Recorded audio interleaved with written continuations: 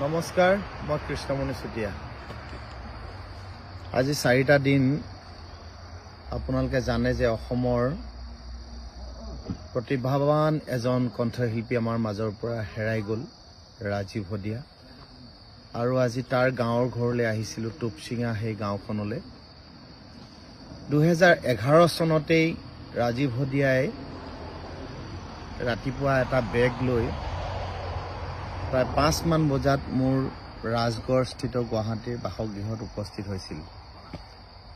আৰু সেইদিনাই মই তাক সুধিছিলোঁ যে তোৰ ঘৰ ক'ত। তেতিয়া সি কৈছিলে যে মোৰ ঘৰ হদিয়াত, বহুত ভিতৰত বুলি কৈছিলে। আৰু সি মোক কৈছিলে তাৰ নাম ৰাজীৱ গগৈ। আৰু সেই 2011 চনৰ শেষৰ ফালে তাক মই ৰাজীৱ হদিয়া নামেৰে ৰাইজৰ মাজলৈ আগবঢ়াই দিছিলোঁ। সি এটা খুব প্ৰতিভাৱান কণ্ঠশিল্পী আছিল, খুব ভাল চিন্তাৰ এজন ব্যক্তি আছিল। মোৰ ৰাংঢালী পৰিয়ালৰ আটাইতকৈ মোৰ প্ৰিয় আছিল সেই ৰাজীৱ হদিয়া, কাৰণ তাক আমি বৰ অকালতে হেৰুৱালোঁ। আৰু হেৰুৱাই মই আজি 4 দিন একদম বাকৰুদ্ধ হৈ আছিলোঁ। আজি ইমান দিনৰ পিছত আপোনালোকৰ মাজলৈ আহিলোঁ এটা কাৰণেই যে সেই 2011 চনতে কোৱা সেই তাৰ গাঁওখনলৈ আজি আহিলোঁ। আৰু আজি আহি দেখিলোঁহি যে ইমান ভিতৰুৱা অঞ্চলৰ পৰা সি গৈ মোৰ সেই গুৱাহাটীৰ ঘৰখন পাইছিলগৈ। আৰু সেই গুৱাহাটী ঘৰখনলৈ লৈ যোৱা মানুহটোৱে হৈছিলে ঋতুৰাজ বুঢ়াগোহাঁই, ঢলা ঋতুৰাজ বুঢ়াগোহাঁই। 2011 চনতে ঋতুৰ ৱাইফৰ ডাঙৰ মোমায়েকৰ ল'ৰা আছিল ৰাজীৱ হদিয়া। আৰু সি মোক কৈছিলে যে ককাই, ল'ৰা এটা আছে হদিয়াৰ, ৰাজীৱ গগৈ, বৰ ধুনীয়া গান গায়, গান লিখেও, গতিকে আপোনাক তাৰ ওচৰলৈ মই পঠাইছোঁ। এদিন দুদিন কৰি 3টা দিন সি নাইট ছুপাৰৰ টিকেট কাটিও কেঞ্চেল কৰে, সদায় কোনো দিন নাযায়। অৱশেষত গৈ 2011 চনত সি মোৰ ঘৰ পাইছিলগৈ। প্ৰায় 2টা বছৰ আমি একেলগতে আছিলোঁ। আৰু তাৰপিছত আহি সি তিনিচুকীয়াত নিগাজিকে থাকিবলৈ ল'লে, বিয়া বাৰু পাতি। মই তাক কৈছিলোঁ যে আৰু 2টা বছৰ তই আমাৰ লগত একেলগতে থাক। কিন্তু মই আজি তাৰ গাঁৱলৈ আহি এটা উপলব্ধি কৰিলোঁ, আৰু তাৰ মৃত্যুৰ পিছত মই এটা কথা উপলব্ধি কৰিলোঁ যে মই সামাজিক মাধ্যমেই হওক বা প্ৰচাৰ মাধ্যমেই হওক ৰাজীৱ হদিয়াক মৃত্যুৰ পিছত যিমান প্ৰচাৰ কৰিছে, তাৰ মৃত্যুৰ বাতৰিটো বহুত বহল প্ৰচাৰ হৈছে। ভালেই লাগিছে, কিন্তু জীয়াই থকা অৱস্থাত তাৰ যদি প্ৰতিভাখিনি তেনেদৰে প্ৰকাশ পালেহেঁতেন বা প্ৰচাৰ হ'লহেঁতেন, মোৰ আৰু ভাল লাগিলেহেঁতেন। মই তাক খুব কম সময় মোৰ লগত পালোঁ, কাৰণ সি বিয়া বাৰু পাতি তিনিচুকীয়াতে থাকিবলৈ ল'লে। আমি টেলিফোনতে কথা হৈ থাকোঁ।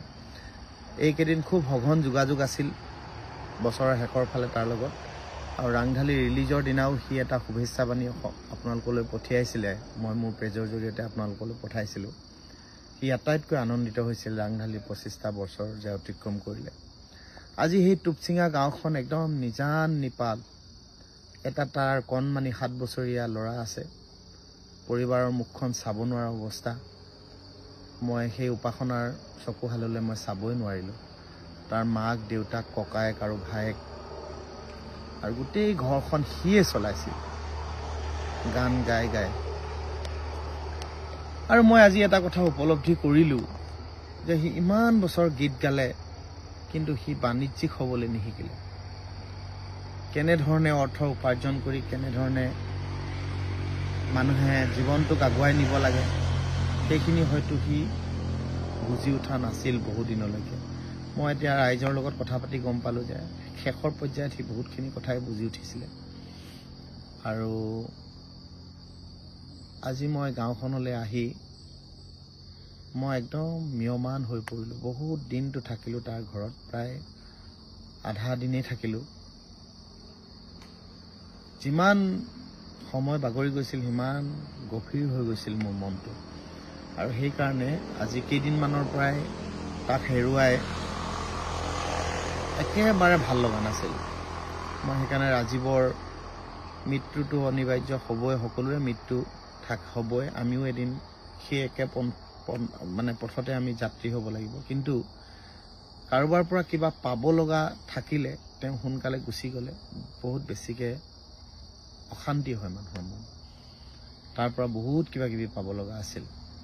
আজি গাঁওখনলৈ আহি দেখিলোঁ যে সঁচাকৈ সি কোৱাৰ দৰেই সেই গাঁওখন আজি 2011 চনত সেইবিলাক ৰাস্তা ঘাট নাছিল। এতিয়া অৱশ্যে ৰাস্তা ঘাট হ'ল, কিন্তু এতিয়া কথা হ'ল কি পৰৱৰ্তী পৰ্যায়ত ৰাজীৱৰ পৰিয়ালটোৱে কেনেদৰে আগুৱাই যাব, সেই কণমানি ল'ৰাটোক লৈ তেওঁৰ পত্নীয়ে কেনেদৰে আগুৱাই যাব, এইটোৱে আটাইতকৈ ডাঙৰ কথা আহি পৰিছে। আৰু ৰাজীৱৰ সেই সৃষ্টিৰাজিক আমি কেনেদৰে জীয়াই ৰাখিম। মই আশা কৰিম যে নতুন প্ৰজন্মই বা আমাৰ শিল্পীসকলে ৰাজীৱ শদিয়াৰ এই শিল্পী সত্তাক আমি সদায় জীয়াই ৰাখিব লাগে। আৰু আমাৰ এটা আবেদন আছে চৰকাৰৰ প্ৰতি বা মুখ্যমন্ত্ৰী মহোদয়ৰ প্ৰতি যে তাৰ পৰিয়ালটো এটলিষ্ট শিল্পী সত্তাৰে চিন্তা কৰিলে ভাল হ'ব। কাৰণ তাৰ পৰিয়ালৰ ৱাইফৰ সাধাৰণ যদি যোগ্যতা অনুসৰিও এটা চাকৰি হয়, এটলিষ্ট তাৰ পৰিয়ালটোৱে তাৰ আত্মাই সদগতি লাভ কৰিব। কাৰণ ল'ৰাটোৰ ভৱিষ্যতটো নিশ্চিত হ'ব যে সি এজন ভাল মানুহ হ'ব পাৰিব।